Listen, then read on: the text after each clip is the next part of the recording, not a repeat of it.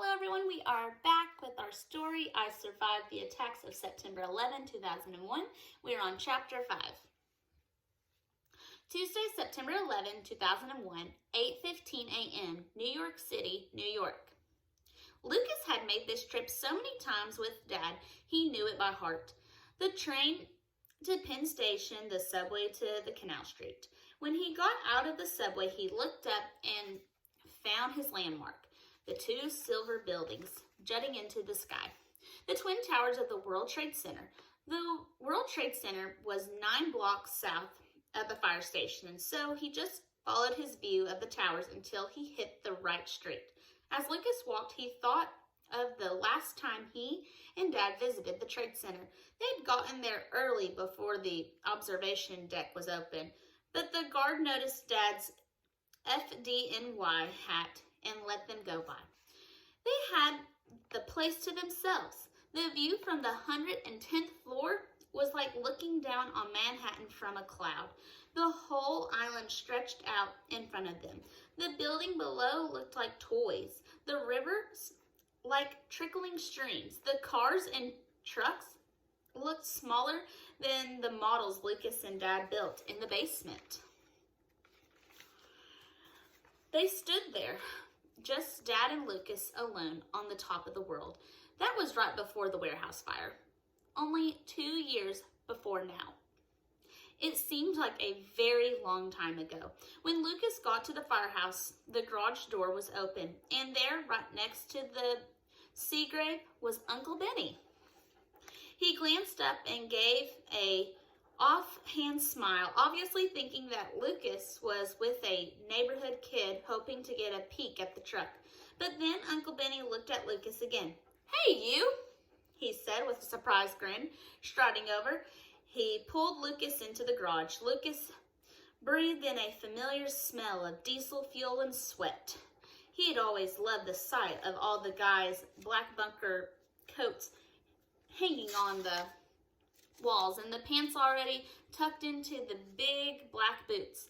The firehouse was crowded. The guys from the last shift were saying their goodbyes, and the morning men were just getting settled. The guys came from all over the firehouse to say hi to Lucas, wrapping him in bear hugs, rubbing his head, and telling him he was growing like a weed. "I've missed my assistant," said Georgie, who drove the truck and also did most of the cooking. On Lucas's visit with Dad, his favorite job was helping Georgie cook his famous tomato sauce. Chief Douglas came over, his smile flashing from under his bushy gray mustache, followed by Mark, one of the youngest guys. He and his family lived not far from Lucas. His 8-year-old twin boys were football fanatics, and Mark coached their team. Last season, they came to one of Lucas's games. Afterwards, the twins had asked Lucas for his autograph. Suddenly, Uncle Benny looked around. "Where's your pops?"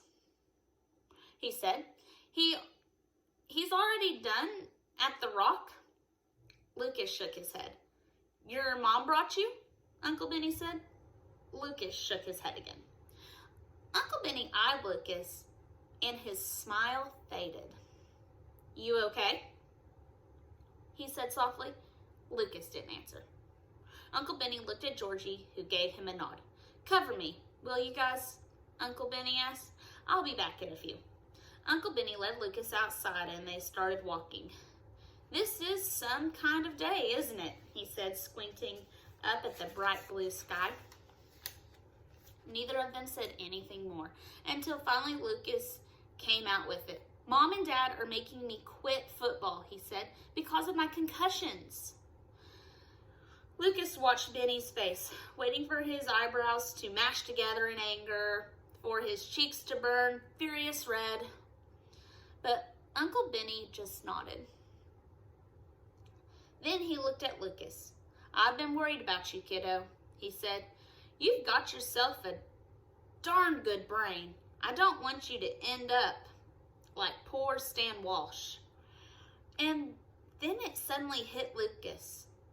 It was Uncle Benny who got Mom to bring him to see Dr. Barrett. He must have known he had been Stan Walsh's doctor. Lucas had come all this way because he thought Uncle Benny would help him, and Uncle Benny was the reason he had to quit. Uncle Benny stopped and put his hands on Lucas's shoulder. It seemed like he was trying to keep Lucas pinned to the ground, like otherwise he'd be flying away. He stared at Lucas with those bright, light eyes of his. "You'll find something else," he said. "What else do I have?" Lucas wanted to ask. But before he could, something over Lucas's shoulder caught Uncle Benny's attention. Lucas turned, and then he saw it too, a glint of silver against the bright blue. Out of nowhere, a huge jet airplane zoomed into view. It was flying very low. Chapter 6, 8:46 a.m. "What the?" Uncle Benny said. He and Lucas stood and watched as the plane tore through the sky, its engine screaming. Everyone else on the sidewalk stopped and looked up. Lucas had never seen a plane flying so low, except taking off or landing. He could see the plane so clearly. The engines were tucked under the wings and the sun glinting off the windows. He could even read the letters on the tail. AA. American Airlines. The engines roared. That plane had to be in trouble. It was going to crash. Questions raced through Lucas's mind. Had the plane's instruments broken? Was the pilot confused? Was he sick? Once Lucas heard about the pilot who had a heart attack in the middle of a flight. But that didn't make sense. There would be a co-pilot there to take over. Or maybe airplanes flew like this all the time in New York City, and Lucas just hadn't noticed before. Or, no, it had to be a movie. That's what it is. Some action movie was being filmed over New York City. But where were the cameras? How were they filming the plane? Something was wrong, and everyone knew it. People up and down the sidewalk were stopped in their tracks, hypnotized by the sight of the jet ripping across the sky. The plane turned slightly, one wing dipping down. The engine roar turned into a screech. It was moving faster now and going lower and lower. It barely missed the tops of some buildings as it careened through the air.